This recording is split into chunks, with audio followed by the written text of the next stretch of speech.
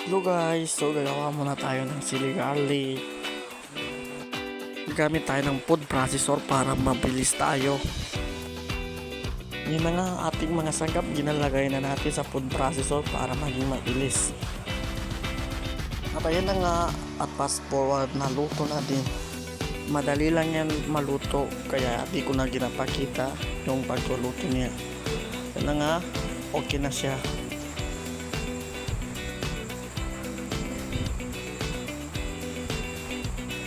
Ayan na nga ang katapusan niya guys.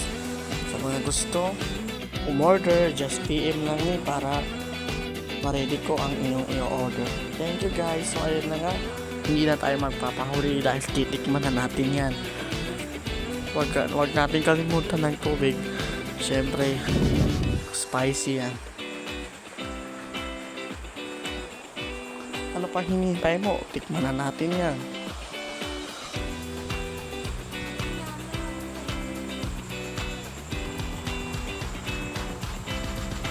Unang subo, pangalawang subo, pangatlong subo, kalahati yan agad. Siyempre, isang sarap yan. Isang subo naman,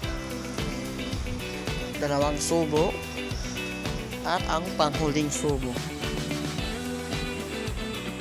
At yan, ubos agad yan. Walang natira.